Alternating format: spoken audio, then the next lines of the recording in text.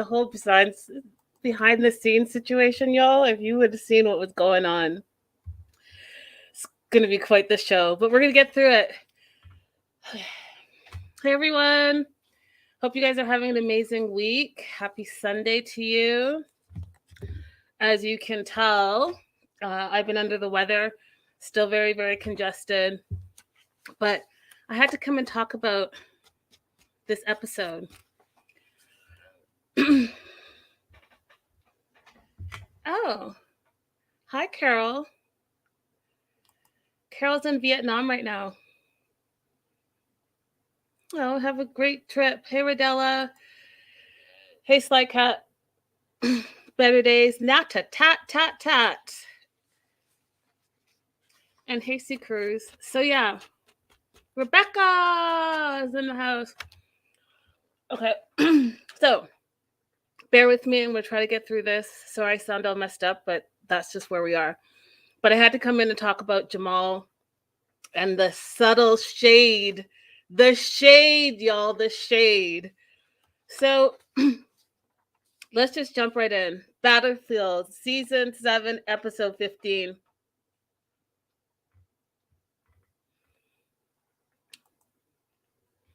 That is happening, Carol. I'm sucking it in right now, but tomorrow that's happening. But it's today still. So I have a whole day. So Kim and Jamal are en route to Nigeria again, okay? So I need one of our lawyers to be up in this live chat because I really want to know why none of the Nigerians can come to America or have been to America. What that's all about, why they can't get a tourist visa. Like, I want to know because this is Kim's, fifth, sixth trip to Nigeria. And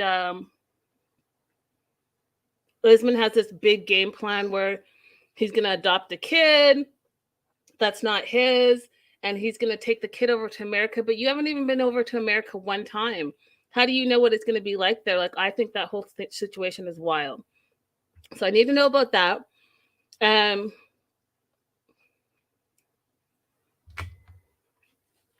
Yes, we need to ask April, Rebecca. Seriously. Get April up on here. We need to talk to her.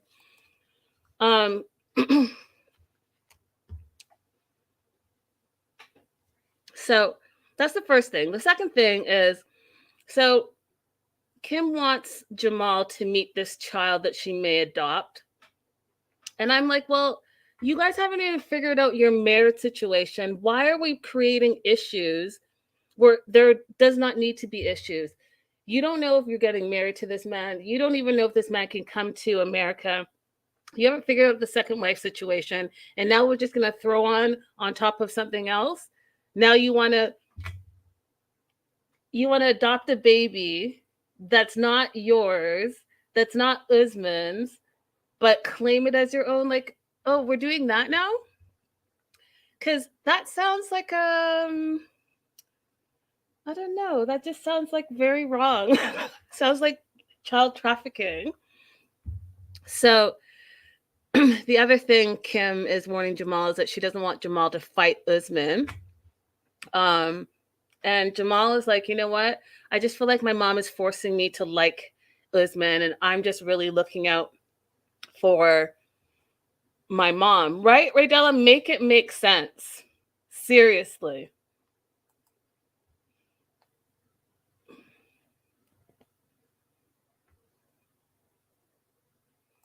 Yeah, so Nigeria was on a ban list before, but with this current administration, it's not. So I still need to know what the situation is and why the Nigerians are not traveling. Like, they should address that, don't you think? They should address that, saying, oh, this is what's happening in the US, and that's why these people can't come or something, because it's weird that it's only the Nigerian companies, the Nigerian countries, which I just don't personally agree with. So anyways, the other question I have is, and they answered it in the last 5 minutes, you guys. And like I've been saying, I have not been feeling well. And when I say I rolled over on my couch, dying of laughter. When at the last 5 seconds, because my next question was, does Muhammad, his wife, his kid are okay with this adoption, this marriage? And when they played this scene right here, you guys, and the brothers are looking at him like, what? Huh? Are you seriously coming up here after we already just barely gave you the blessing? And now you are trying to steal my baby? You try to steal my baby, and you look at that mama. That mama is not letting that baby go anywhere.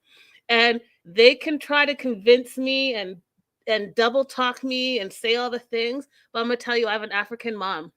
And those African moms are fierce. They're not about to leave their babies just like that.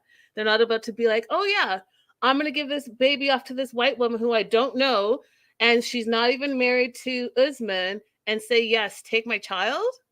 I mean, stop it. Just stop it. Okay. So that was my question. Does Muhammad know that Usman's making plans for his child? No, Muhammad didn't know.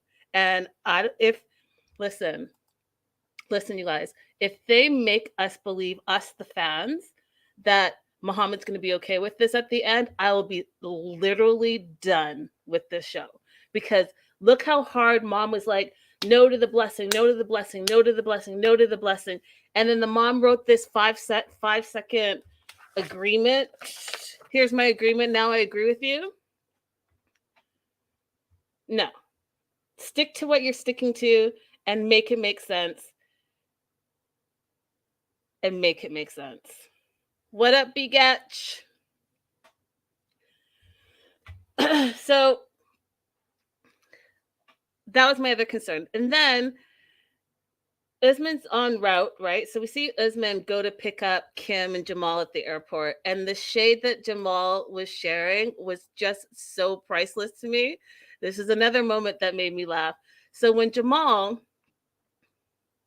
lands and Kimberly's all lovey-dovey with Usman kissing, all this stuff, you see how you can tell that Jamal doesn't do a lot of like, this is he's newer to reality TV, because he made contact with the camera, which, you know, it's supposed to be a day in the life, but he rolled his eyes so fast and looked straight to camera like, what is this bullshit? Died of laughter again. Because when he rolled his eyes and he was like, his words, not mine, he felt like he threw up in his mouth a little bit. I was like, oh, he is not messing around. Like, he is just not impressed with this whole situation, which I can understand, because here's the thing. Jamal and Usman could really be brothers, right? They're that similar in age. They really could be brothers. So he's having a bit of a hard time dealing with this situation. And this is also the first time he's meeting Usman in real life, right? So all the extra kissy stuff was a bit too much for him. So then they get to the hotel, and Usman's worried that their rooms are too close. And I was like, oh, way to make everyone feel uncomfortable, including the viewers. Like, we're uncomfortable that you said that, and no, the rooms are not going to be too close. And Jamal's like, yeah, it's not like going to be up at your door listening to what's going on there. Like, that would just gross him out as well. And then, so they go to their respective rooms, and then they come back, and what I thought was a nice moment, you guys, is when Usman, and I don't think I have a picture of it, but when Usman brought out real Nigerian food. So like the jollof rice, if you know anything about Ghanaians. Hi, midwife Crystal, sending all the big hugs to you.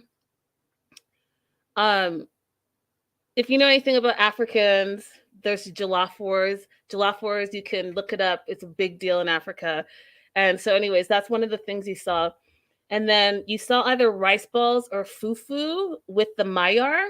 And both rice ball and fufu are very popular foods for West Africans. I did like the fact that Jamal took the time to actually eat it correctly. So you eat it with your hands and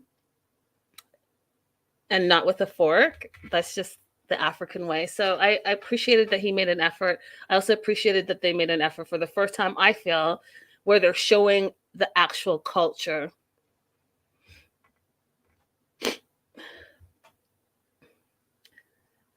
And then it gets weird again because Usman is really concerned that Jamal doesn't like him, really wants Jamal to respect him and to like him as a person.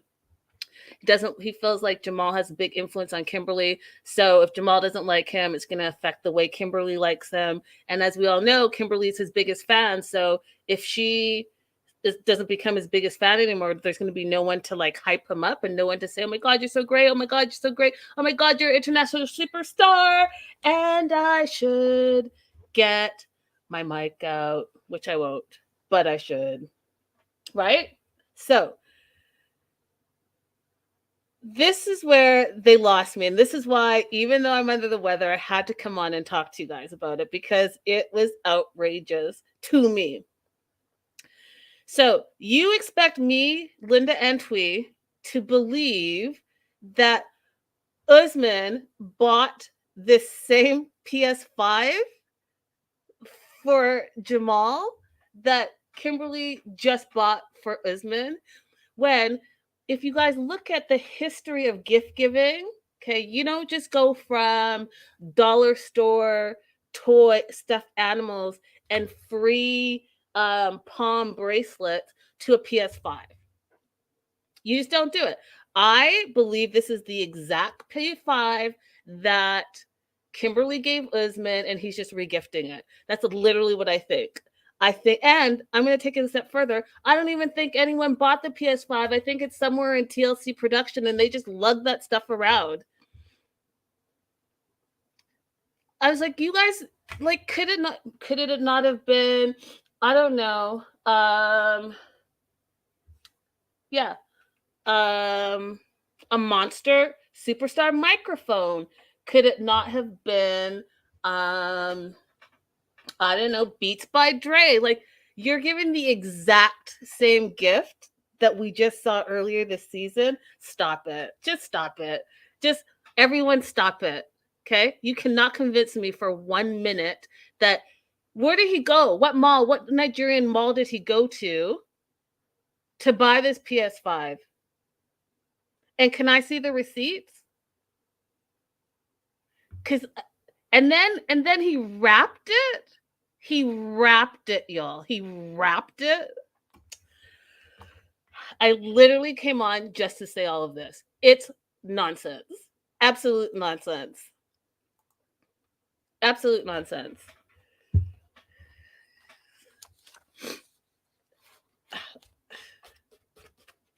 Anyways, there's no way. There's no way. You cannot convince me for 1 minute that that's a different PS5. Cannot convince me for 1 minute, period.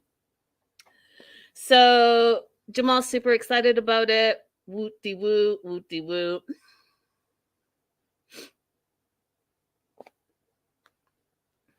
And so it's the next day. We're meeting the same friends, Giant, who we've met before, and KB, who we've met before. They're playing this archery game. And, just want to get to know Jamal and Kimberly a little bit better. And Jamal's like, I know my mom wants me to be friends with this dude, but I have her best interests at heart, so I'm going to ask the hard questions. And thank you, Warrior Mom. I appreciate you. Next will be, listen, we're going to be besties, and we're going to figure out like how to all be one happy family with this baby that we're trying to steal, which I just continue to wonder, how are we putting all this together? It just really doesn't make sense to me. So Jamal asks about the second wife, asks about the baby situation, and Usman then is where he tells them that he hasn't even talked to Muhammad, so you're just going to go and take your brother's kid and he's going to be on board with it. And Absolutely not. As we find out, he's absolutely not on board, and he didn't know anything about it. He was like, "Let me pull this picture up for the latecomers." He was like, "Huh? What are you talking about? You want to take my baby where? You're going to take my baby with who?"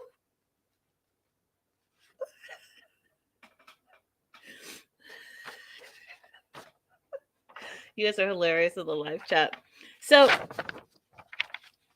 Kimberly was upset that no one knew about this plan. And I honestly got to tell you, Usman makes plans like that come out of his butt. And he does it on his own. Like he just says, "Oh, that won't work. Let me try this. That won't work. Let me try this. That won't work. Let me try this." And he's been doing it since BGL days. And he's going to come hell or high water, figure out a way where he can work it out that he gets what he wants. And that green card, he needs it to be an international superstar. Because I keep telling you on my story, you can't be international if you don't travel anywhere.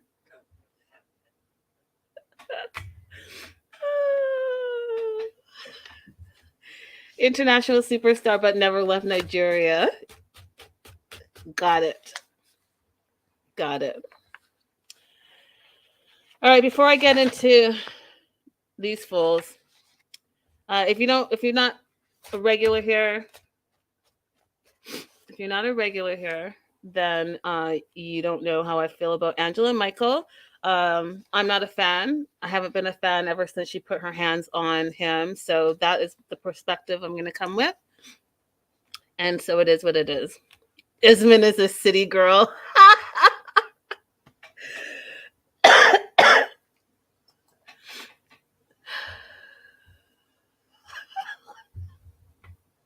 City girls for the win. Winning. Okay. So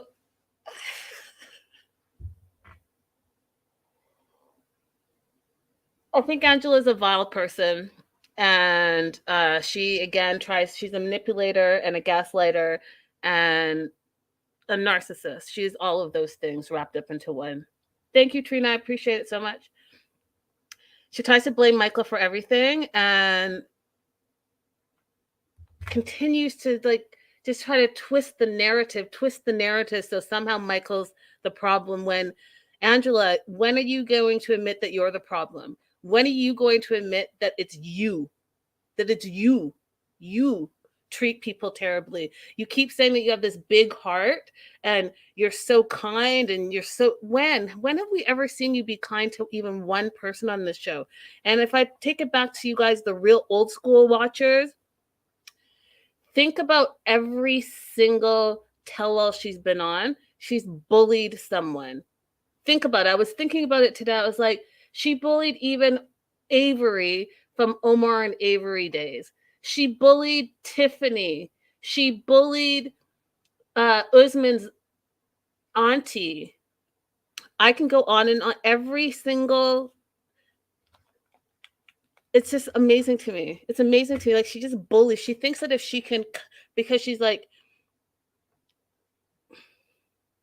I want to say, like, because of her size, like, she's a bigger person, as well as she's vile. She feels like she can talk down and talk loud at you and almost like make you her submissive, because she feels like if she just makes herself bigger, she'll be better than, when really she's not better than any of the people that she bullies, if that makes sense to anyone. She will never take accountability. Facts, that part.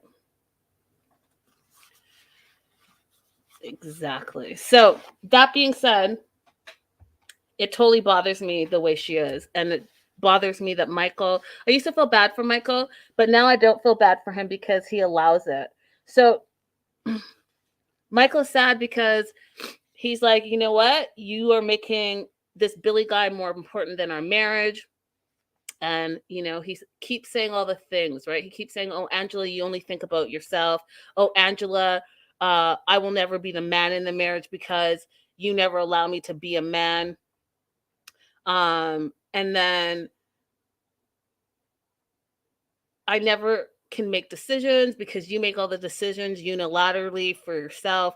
So, if you're going to do this and you're going to go to see him in Canada, then you don't care about me.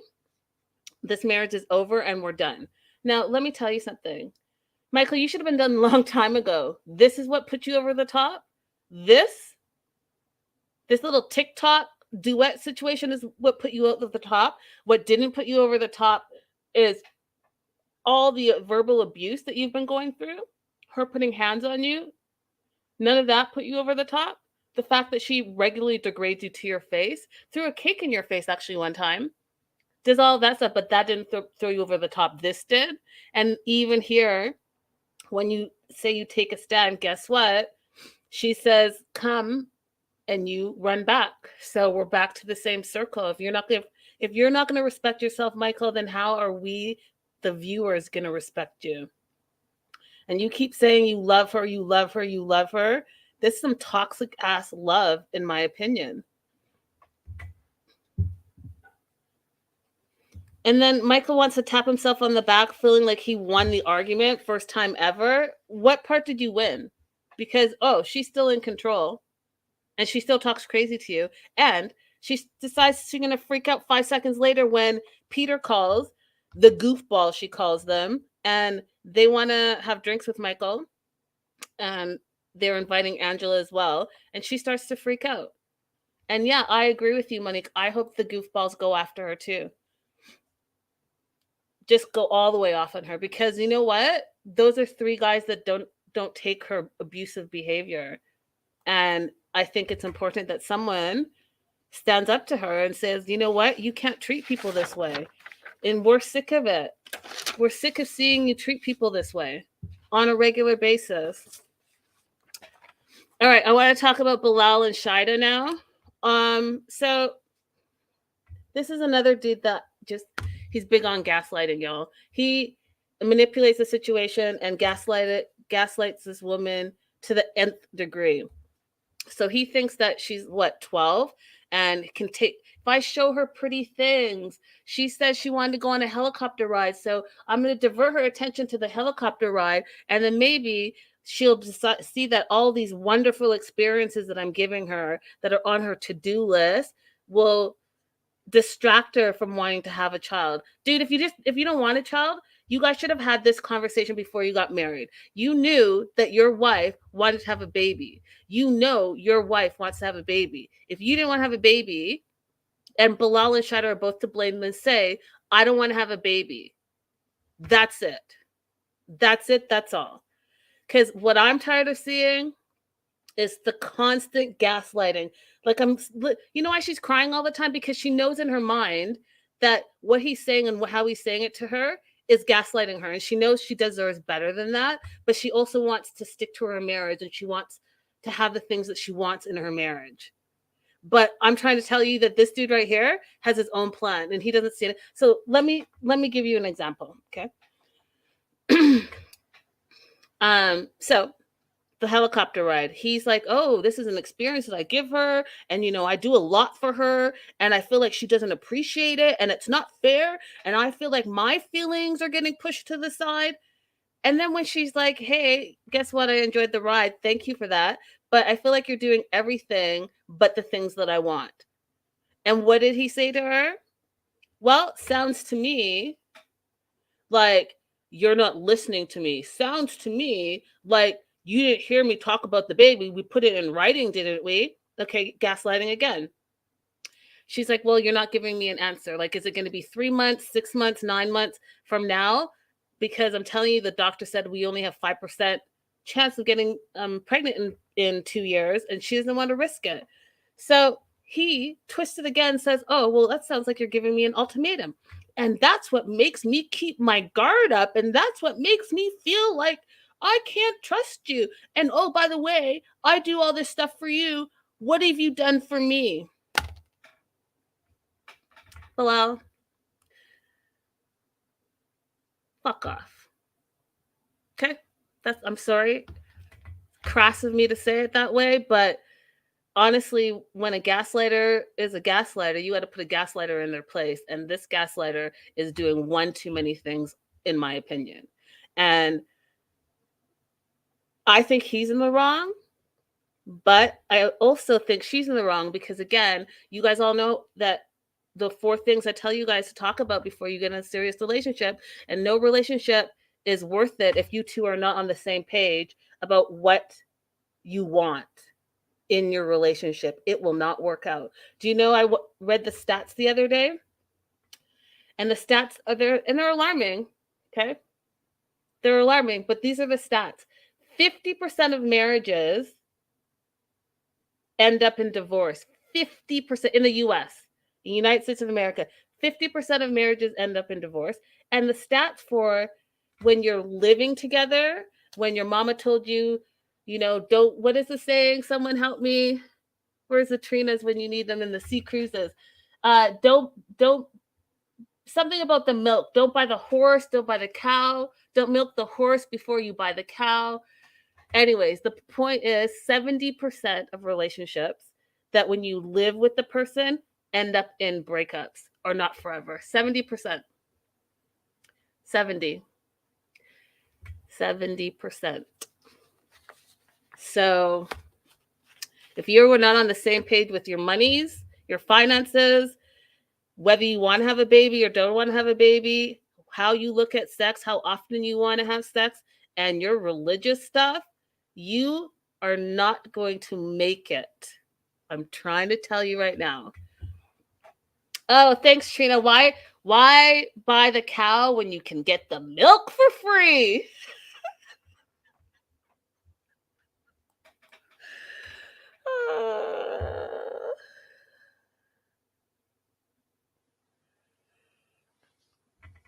All right. So she's like, you know what? Well, if you don't give me an answer, I'm sticking to the timeline. If you don't give me an answer in 3 to 6 to 9 months, then this really could break up our relationship. And then he gaslights her even more and says, oh, way to ruin a moment. Your wife is having a conversation with you about your future, and you're worried about ruining your stupid helicopter moment? Really? How about just answer the question then? How about answer her question? How about tell her when you plan to have a baby? And then, you guys, I don't think her friend is right either, Uterus. So when Uterus pulls up at Central Park and Bilal takes off because he's not good with new people, Uterus originally thinks that Shaeeda is on birth control, but Shaeeda, and so says to her, well, you could conveniently forget to take your birth control. I don't agree with that either. Why would you want to be in a relationship where you have to conveniently forget and play games with the person that you're supposed to be spending the rest of your life with, the person that's supposed to be your best friend, the person that's supposed to be your go-to? What? You're wrong for that. And if that's how you conduct your life and your best friend is telling you to conduct your life like that, then you're dead wrong. Dead wrong for that.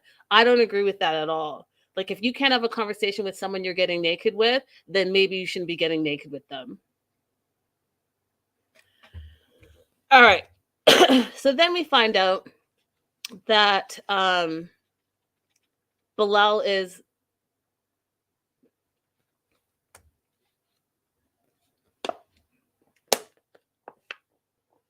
they're not using birth control, they're using condoms. So he's going to be able to control that whole situation.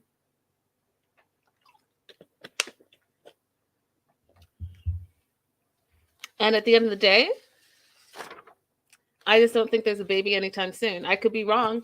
He could address the issues, but what we're seeing right now, and maybe it's just their storyline, but we're just seeing a bunch of the same question over and over and over and over and over again.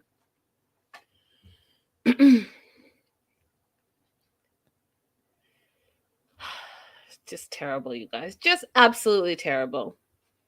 Absolutely terrible. If you can't be honest in your relationship, then maybe it's not the relationship for you. I did like the fact that they gave us a break from Ed today, and they focused on Liz a little bit more, and I didn't get to see lots of Ed. I really appreciated it. So she's whale watching. I feel like they're setting us up for them to break up for the billionth time. I feel like that's what they're setting us up for, because their segment was a bunch of hoorah-rah. Little bit of whale watching.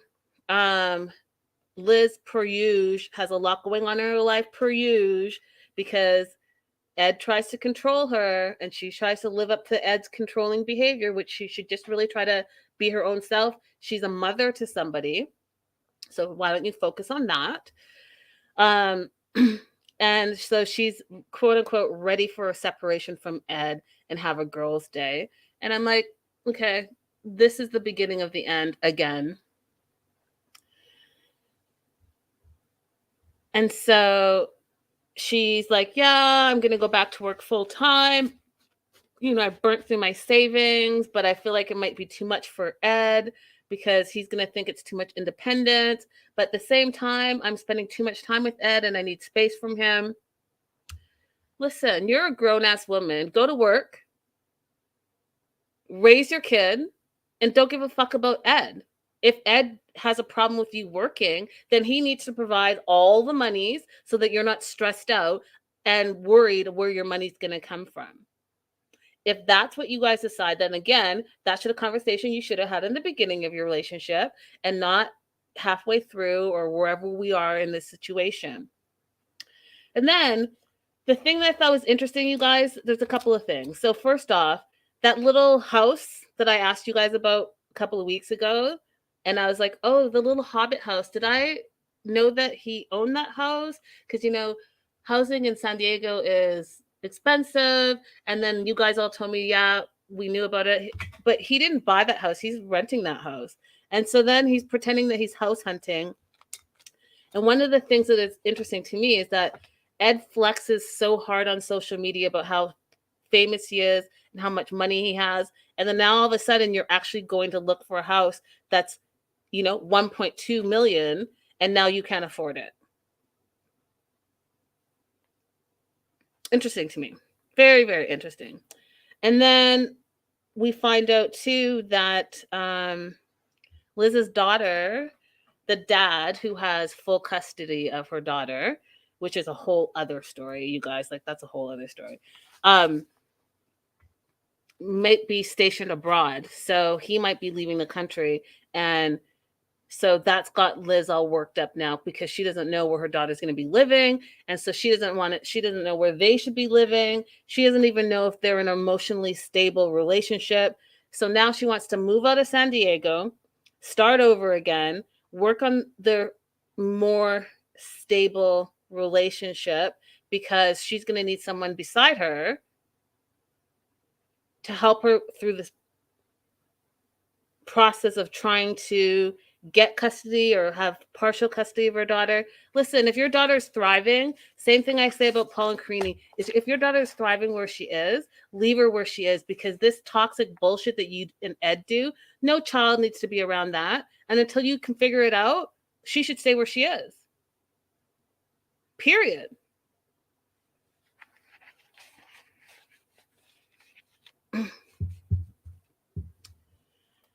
Jocelyn, ask me that in news and gossip, and I will let you know what the 411 is. The other thing that irritated me is that Ed thinks he's a design expert, right? And every time he wants to boost himself up, he feels like in that moment he also has to put down Liz. So I'm going to pop up with a question for you guys in the live chat.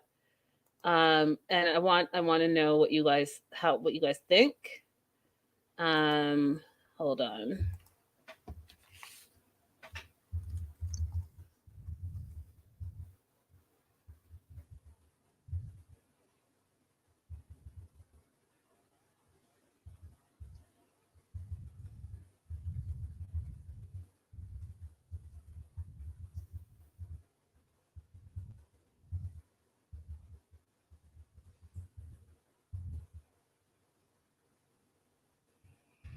Okay. So,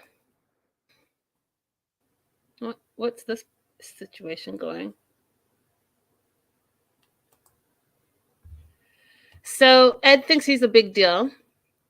Ed thinks he knows everything about everything.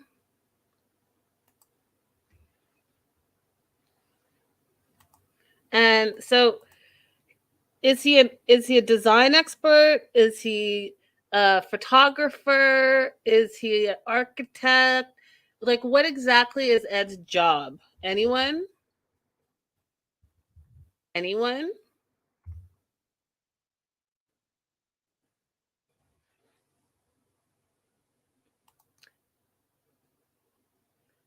All right. So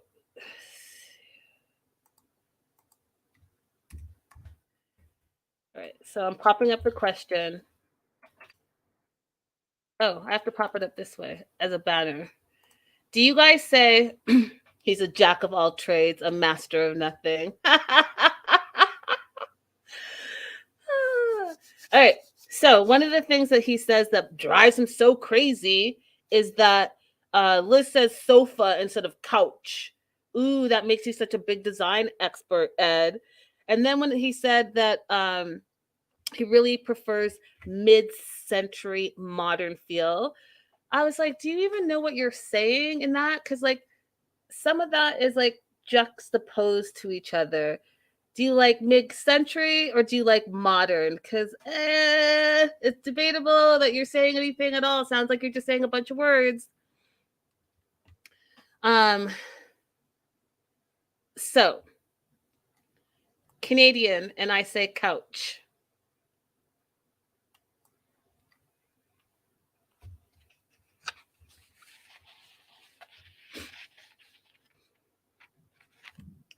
Midwest, so we said couch. West Coast, I hear sofa. Couch.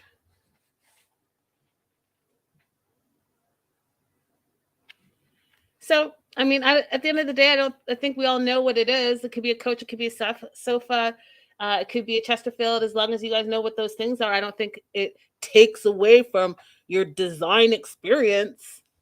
Idiot.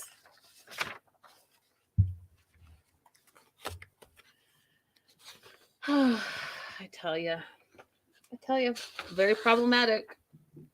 Very, very problematic. Okay, we're moving on. Mela says, I say sofa for smaller ones and couch for big ones. I'm in Kansas. And Rebecca says, he's so annoying. And Better Day says, East Coast, and we say couch. Okay, so we have a little bit of everything. Cornucopia of chit chat. All right, on to Yara and Jovi. Okay, so Jovi's upset because he really is scared that Yara is gonna leave him and stay in Europe, right? So he's really trying to figure out like what's the game plan. So he wants to have a little bit of alone time and get on the same page with his wife. So he goes for a walk, just to have time away from Olga and Karina. And he's like being really pissy, which I get, you guys. I still think that he's right. Although I think he's digging in a little too deeply, and I don't think Yara responds to like threats like that very well. I think he should have said it one time and let it be, and she would have felt bad because if you remember, she says that Jovi is her best friend and her support system. If you remember, she said that on one of the episodes. So Jovi like doubling down, saying, "Oh, now he wants another baby."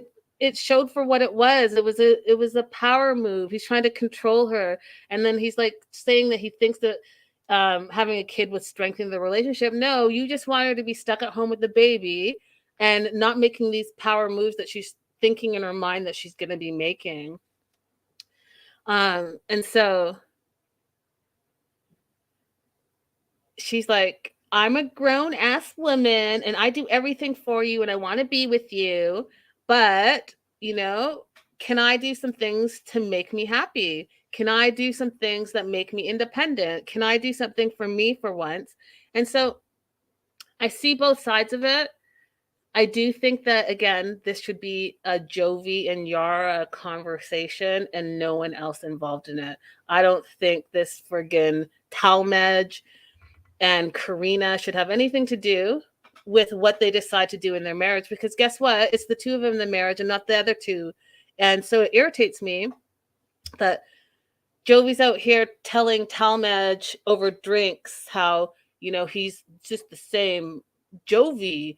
And Talmadge is like, well, yeah, I miss when we used to ball out all the time. Dude, Talmadge, you know why? First of all, you're a friend from 10 years ago that you haven't seen him in forever. So you should absolutely have no say in the relationship. Second of all, you're single and you're not a dad and you're not a husband. So him partying every single day is not gonna benefit anyone. Can he go out and have boys' nights like he's having now? Absolutely, but he's not gonna ball out when he has a 2-year-old and a wife at home. Like, get it together. And then I really liked the spa day that Karina and Yara were having. I love the hot tub and the snow coming down. I thought that was beautiful. I would totally try that. And so Yara tells Karina about what Jovi said and how Jovi wants to have another kid. And, Karina had her 2 cents. And I think at the end of the day, I keep saying, it's no one's business but Jovi and Yara's. And then now Yara's talking about how she wants to spend 6 months in the US and 6 months in Europe. Okay. And did you talk to your husband about that? Because it's going to be really important to have those type of conversations. Like, why are we not thinking about the relationship? This is a relationship show. I don't give a flying toot about Talmadge, who we've known for 5 minutes, or Karina. And, God bless you, Karina. You got to escape from Ukraine war. But, like, no new friends. And I'm only saying for 90 days, no new friends. I don't have the capacity to add all the extras in if you're not going to give me anything that makes sense. Talmadge, stay drinking, friend. Stay drinking. Excuse me. Last and certainly not least, because this is another couple that I had to come on and talk about, because Jenny and Sumit, I mean, you guys have been together for 10 years. When is it going to be acceptable? When is it going to be acceptable for us to just be like, they're together and they're married? But no, it's not going to ever be acceptable, because Sumit is going to continue to drive us all crazy and try to figure out how he can get his family on board. And his family is double downing even more so, saying they will never accept Jenny, which I guess they've been saying for 10 years. That's a long time to be saying it, and it's clear that she's not going anywhere. So, like Christina said, first of all, shout out to Christina. She's a ride or die for her mom. She clearly has her mom's back.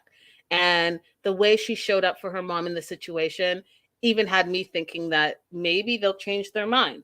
So when she was talking about how we love Sumit, he's a wonderful man and he loves his family, and we wish, you could just feel that type of love or open your hearts up a little bit more for my mom so that we can all be one happy family. I was like, you know what? Bravo, Christina. And then when she went on to say, it's been 10 years and, they fell in love and they've been together for 10 years. That's life.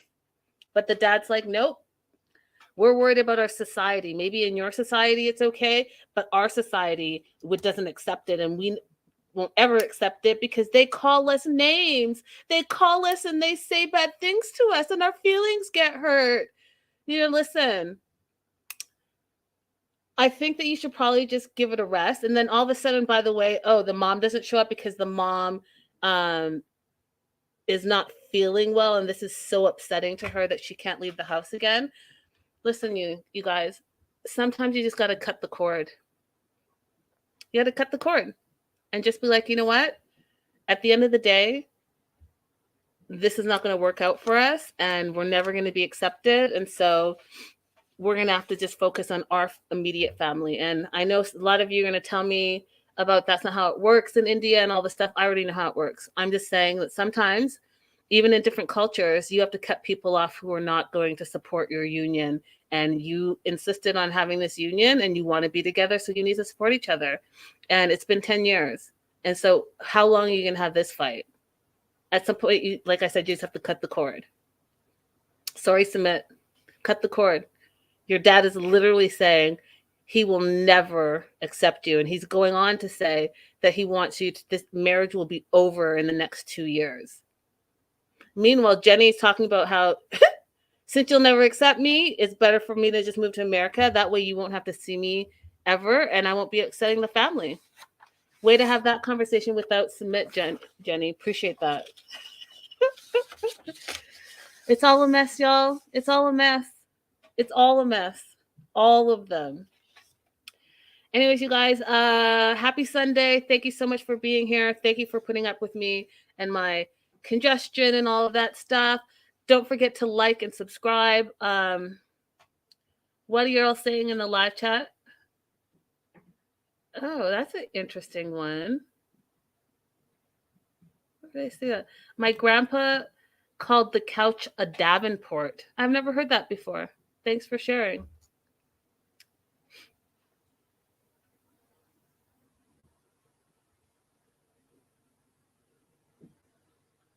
Yeah, that part. Jovi's friend's not giving advice. It sounds like he's just missing his drinking party. Buddy, that part. That part. I think Sumit is using his relationship to break out of his family system. Interesting. All right, you guys. I will see you all very soon, and bye-bye.